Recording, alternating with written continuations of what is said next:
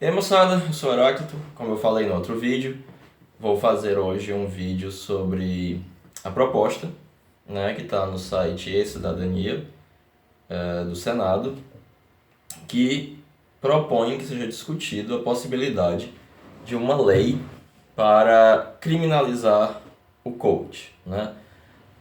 Bom, eu escrevi um posicionamento sobre isso, né, eu coloquei no meu blog, eu vou deixar linkado aqui o meu posicionamento por escrito sobre isso, né?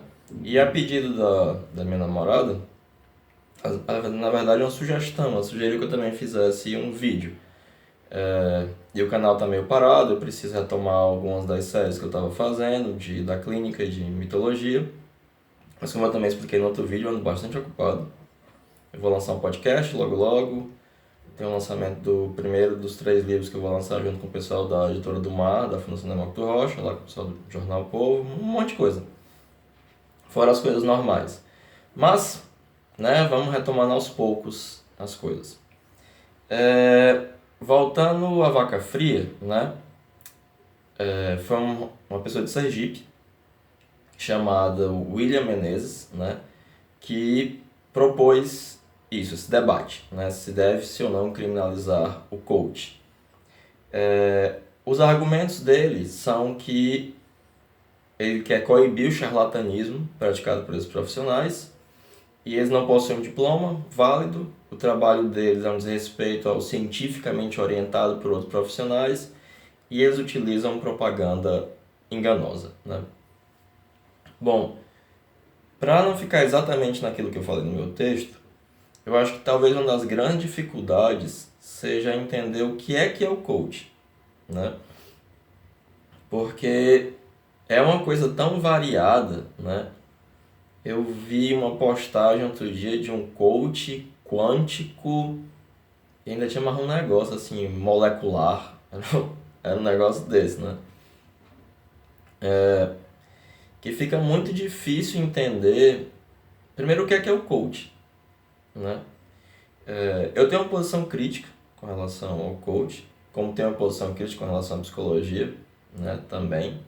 É algo que eu sempre fui muito claro com relação a isso. Especialmente a psicologia junguiana, eu sou muito crítico dos junguianos, não do Jung, né? Do que se faz com isso, né? Porém, uma dificuldade seria, inclusive, definir o que é o coach. Porque justamente a falta dessa base epistemológica torna muito difícil definir, assim como é muito difícil definir o que é psicologia, né? Porque há diferenças brutais, assim.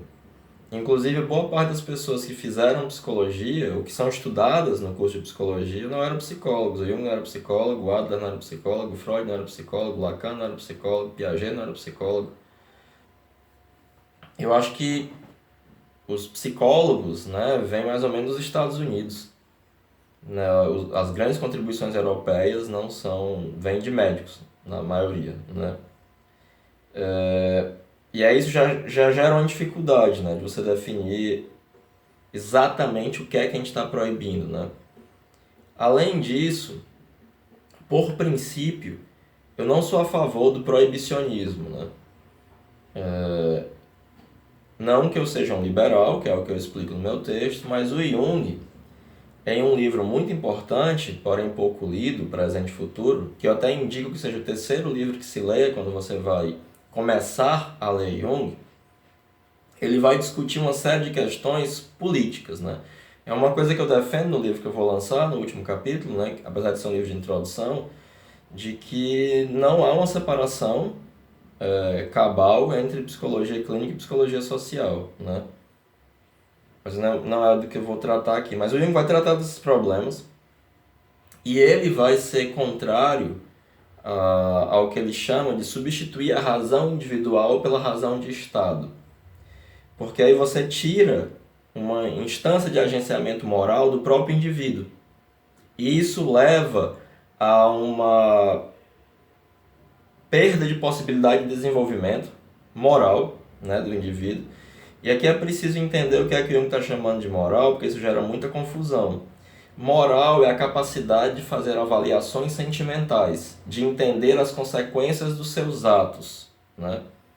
De você ter conscientemente uma escala subjetiva de valores ou entender que existem escalas subjetivas de valores diferentes e que existem escalas de valores objetivas, sociais, culturais, etc.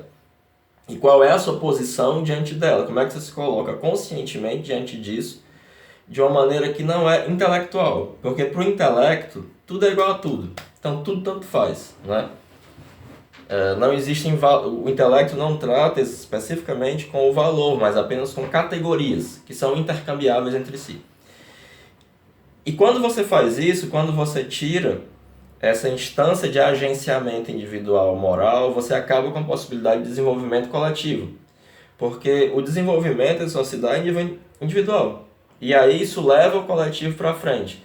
E que no frigir dos ovos, a razão de Estado, ela não existe. Ela é a razão individual de um pequeno grupo de indivíduos que, no final das contas, ao também se identificar com o Estado, perde a capacidade individual. E aí fica uma coisa muito estranha, muito grotesca, um coletivismo muito ruim, né? Ou seja, você tira a chance das pessoas de escolherem, né? Além disso, se você me perguntar de uma maneira bem direta, o coach é bom ou ruim? A minha resposta vai ser, eu não sei. Por que eu não sei? Porque, para citar um ditado alquímico que o Jung gostava e que eu particularmente também gosto, a serpente é a mãe do touro, o touro é a mãe da serpente. Traduzindo em termos psicológicos, você nunca sabe que bem vai gerar um mal e que mal vai gerar um bem por anantiodromia. Você não sabe. Você só não sabe. Então, é possível, né, que um coach que seja realmente charlatão acabe quando a pessoa quebrar a cara e se desiludir e perder dinheiro. E isso sendo uma coisa que vai reverter em um bem para ela, por um aprendizado, algo que o valha, né? Você só não sabe. Isso é algo que o Jung vai tratar em um texto fundamental para quem vai para a clínica, que é o problema do mal em psicoterapia, né? Eu sugiro bastante a leitura, né? Porque, como diz nas escrituras cristãs, quem não está disposto a perder a própria vida nunca vai ganhá-la, né? E você não pode simplesmente impedir as pessoas de fazerem besteira, de jogar dinheiro fora, de, sei lá, se dar mal. Né? Nenhuma lei pode impedir isso. E se pudesse, não deveria. Né? Sem problemas, não há consciência. Né? Além disso, quando você faz abre essa porta da proibição, o que mais a gente vai proibir? Né? Existem determinadas profissões que não são regulamentadas, como por exemplo história. Não é uma profissão regulamentada. Até porque eu não posso restringir o discurso sobre o passado acerca por um grupo só. A história é apenas um discurso sobre o passado, não é nem um discurso privilegiado.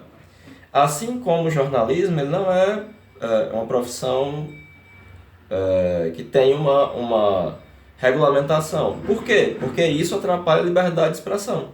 Porque eu não posso proibir uma pessoa que não tem um diploma de escrever num jornal. Do contrário, é um cerceamento grave à liberdade de expressão. Então, essa coisa do diploma ela tem nuances. Né? Além disso, né, você simplesmente não tem um diploma válido. Né? Não existe, por exemplo, um diploma de psicanálise. Pouquíssimas pessoas vão poder exibir algo como um diploma de psicanálise. E para citar Lacan, né? Lacan, como queiram, quem forma o analista é a análise, é a sua análise pessoal. Tanto eu dou aula de psicanálise também na universidade. Eu digo, não estamos aqui fazendo psicanálise. Começo eu explico que não sou psicanalista, mas entendo, eu explico bem direitinho. O que se faz é o que os lacanianos chamam de psicanálise em extensão. Por quê? Porque na universidade ninguém pode lhe obrigar a fazer análise. E sem análise e supervisão, não é psicanálise. Ponto. Né? E aí isso gera uma série de problemas com relação a essa exigência de um diploma. Né? O problema é que muitas vezes o coach, na verdade, quando ele é bem feito, quando ele não é um charlatanismo, ele é uma espécie de consultoria, né?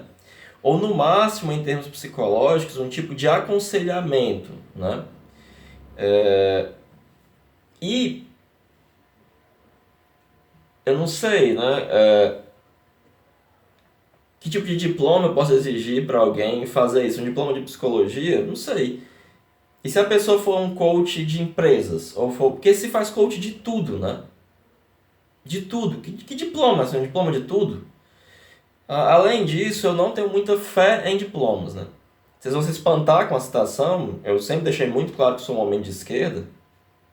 Mas uma vez lendo um livro do Olavo de Carvalho, né? Ele tem que ser lido, né? Na nossa combalida república, agora muito influenciada por ele. Há muito tempo até, para ver qual era. Um que ele escreveu sobre Descartes. Eles falam um negócio que eu concordei de cara, né? Que diz, olha, tem um diploma de odontologia algo extraordinário, um diploma de filosofia é algo ridículo. É verdade, porque ter um diploma de filosofia não te faz filósofo, né?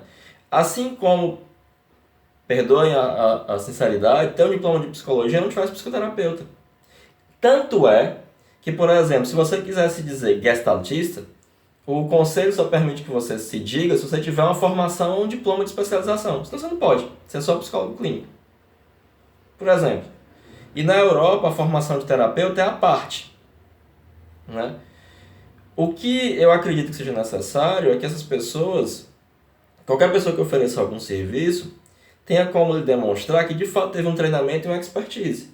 Porque o treinamento que se faz para você virar coach em geral é um curso de fim de semana, né? Aí a pessoa faz vários desses cursos de final de semana, esses cursos não têm qualquer regulamentação, né?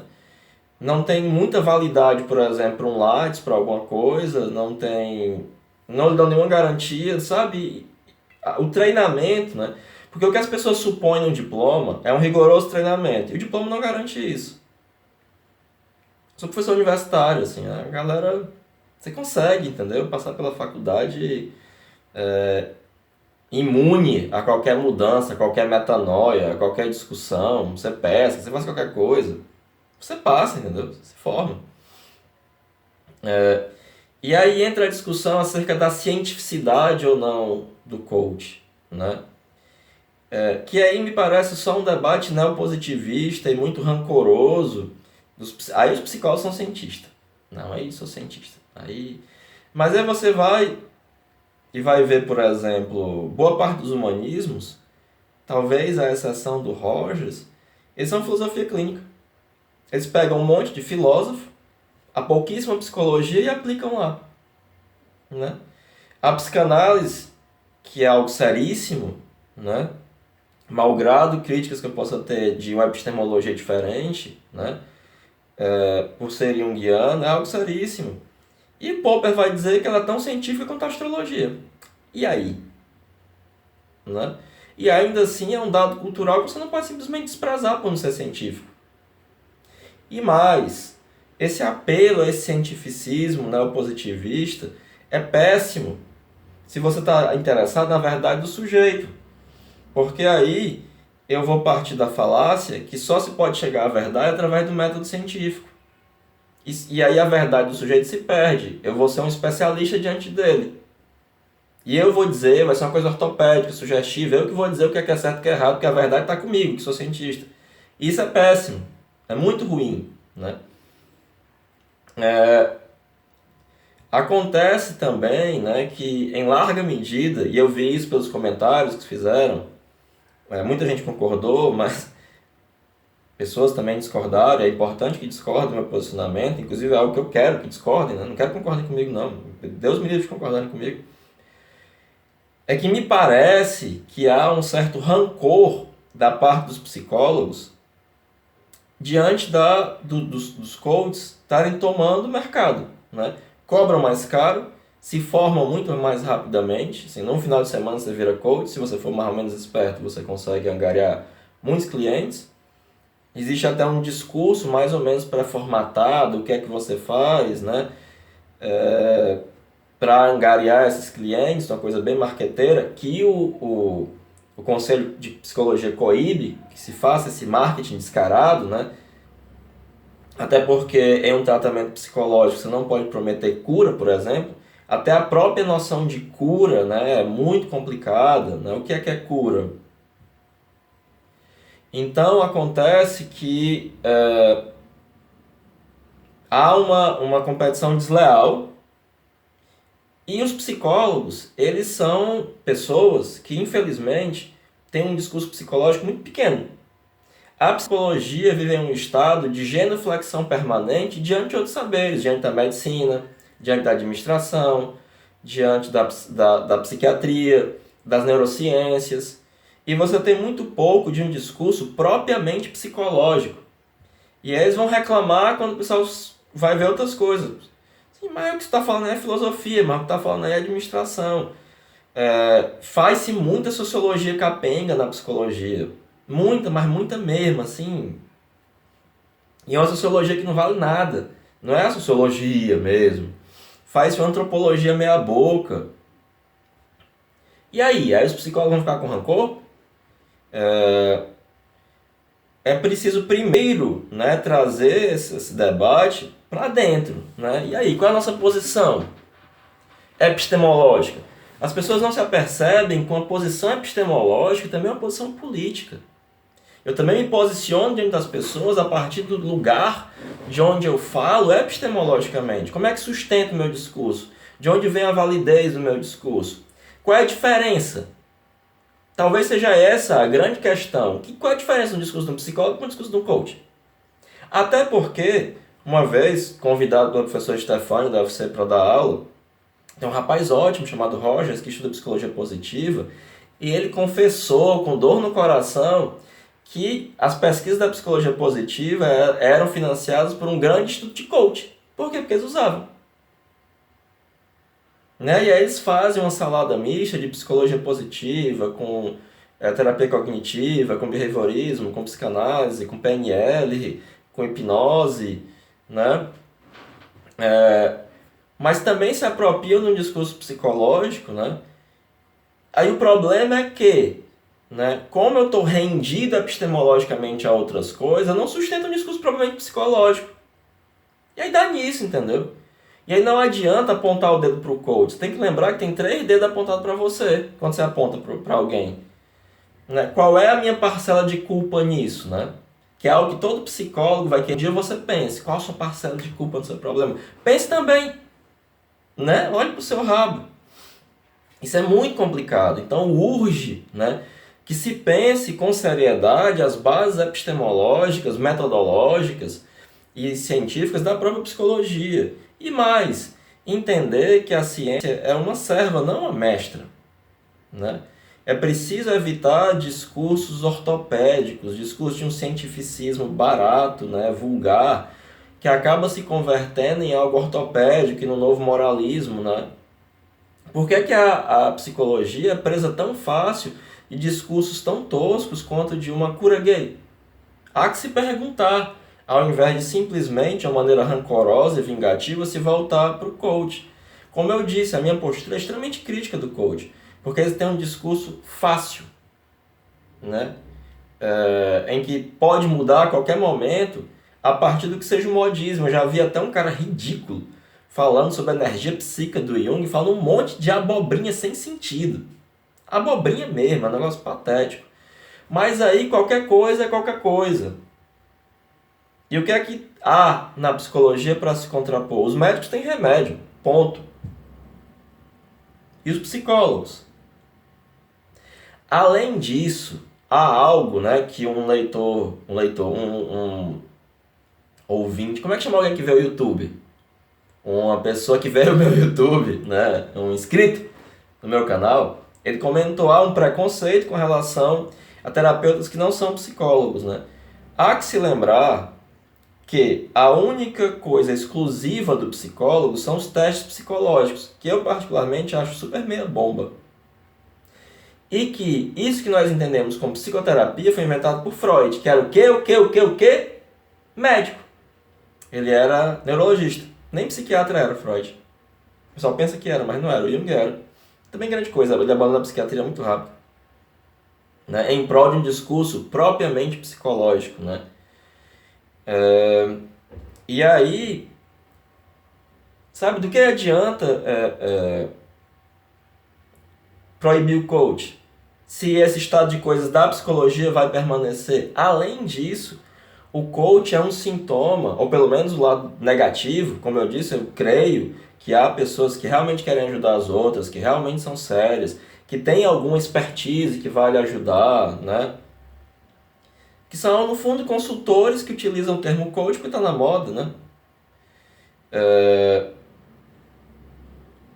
Ele é o sintoma de um imediatismo na sociedade. Ele é sintoma de um profundo vazio existencial, de uma percepção de que a felicidade está ligada a sucesso material e a dinheiro e a sucesso, né? Cria-se esse construto do sucesso. E aí se eu não tenho sucesso, não tenho felicidade, eu tenho vergonha diante das outras pessoas. E há um buraco, né, nas pessoas que precisa ser preenchido com algo, e aí ele entra na mesma lógica do consumismo, na mesma lógica do fetiche da mercadoria, né, porque ele vai lhe vender felicidade, vai lhe vender sucesso, né, tudo é mercadoria no capitalismo. E aí não adianta criminalizar essa prática, porque ela não é o problema, ela é um sintoma do problema. Ela é um sintoma de graves problemas estruturais na sociedade. E aí fica como a piada do cara que pegou a esposa traindo no sofá com um amante, e aí para evitar que isso acontecesse, queimou o sofá.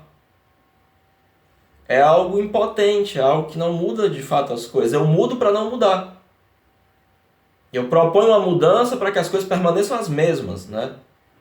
Pulsação G, sei lá, mesmo shows, né? Quanto mais as coisas mudam, mais são a mesma coisa, como diz o ditado.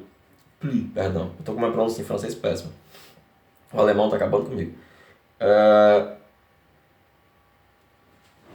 Então, eu não vejo como algo. E mais, tá, vai proibir. Quem vai fiscalizar isso? A polícia?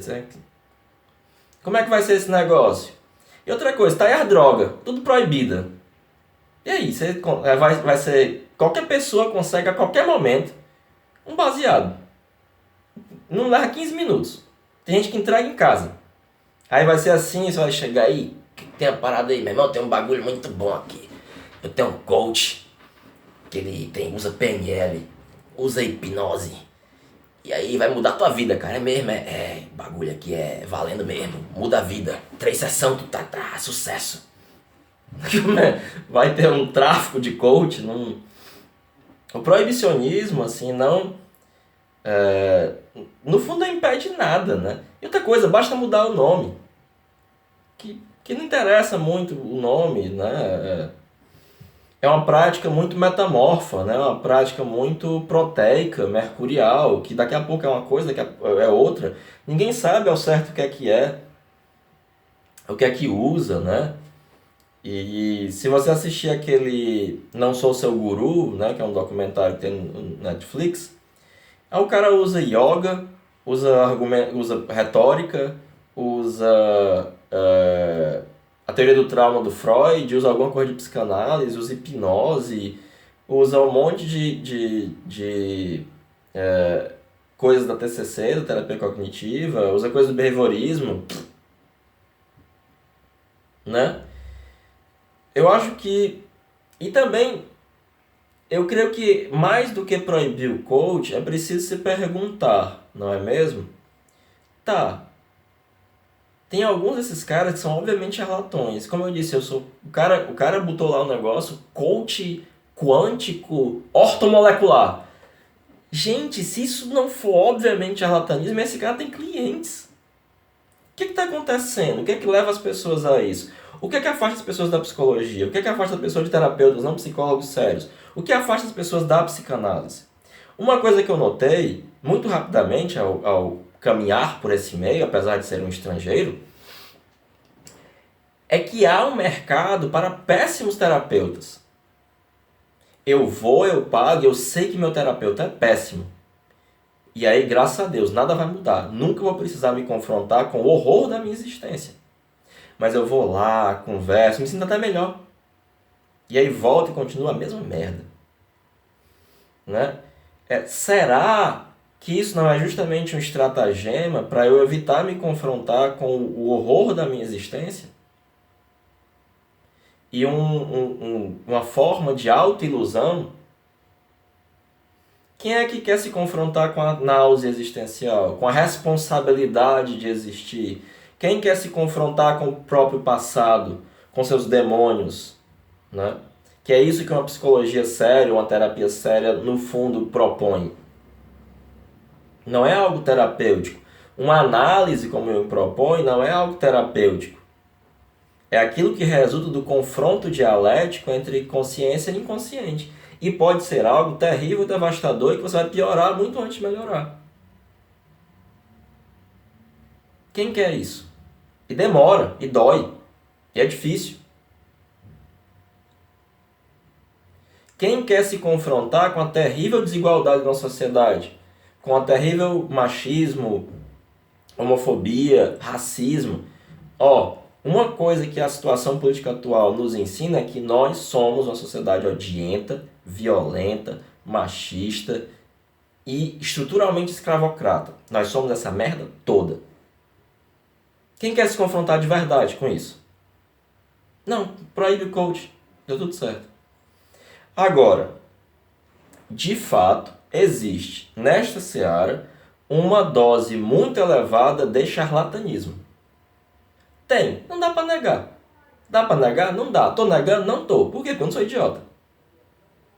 Não dá. Mas há que se perguntar, como se tornou um modismo, né?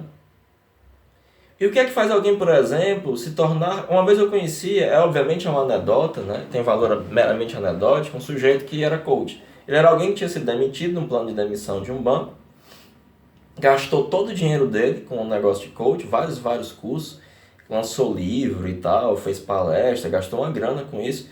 E eu passei um tempão para ele perguntando, mas o que é o coach? Me explica, o que é que vocês aprendem, o que é que vocês fazem? E depois de muita insistência ele explicou que aprendia a cavar um negócio para fazer aquelas brasas, para andar na brasa, que a altura tem que botar uma pessoa para que ela caia assim naquele coisa de confiança, mas ele não sabia, depois de 10 cursos de coach, me explicar o que é que era o coach, o que é que eles faziam, o que é que eles tinham para oferecer. Ele era só um cara que foi enganado e gastou todo o dinheiro que ele recebeu da demissão dele com isso. O que essa pessoa estava buscando a ponto de gastar tanto dinheiro e sequer compreender o com que ela estava gastando dinheiro? Eu acho que essas perguntas são fundamentais e são melhores do que proibir. Outra coisa, o dinheiro da pessoa ela gasta com o que ela quiser. Não é a minha opinião.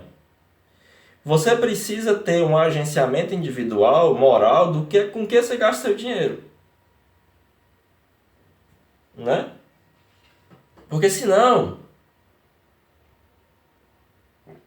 isso abre as portas para uma interferência muito maior do Estado na sua vida privada. E eu acho isso péssimo. Porque ele tira a sua razão individual e substitui pela razão de Estado. E aí você vai ser uma criança tutelada pelo Estado. Não sou a favor de um Estado mínimo. Longe disso. Né? A minha posição é bem complexa. Não dá para simplesmente discutir aqui rapidamente. Mas no fundo eu sou contra. Sou contra isso. A proibição. Sou contra todo e qualquer proibicionismo, na verdade. Mas esse em especial me parece muito problemático. Muito problemático mesmo. Enfim, e como um pragmático, isso não vai resolver absolutamente nada. Pragmaticamente falando. Isso não vai ter resolutividade nenhuma. Sendo proibido ou não sendo proibido, as coisas continuam as mesmas. Bom, pessoal, era isso, né? Obrigado. Se puderem dar um joinha, seria massa. E voltaremos com tudo mês que vem, já com meu livrinho na mão aqui para mostrar para vocês. E é isso. Valeu, falou, compartilhem.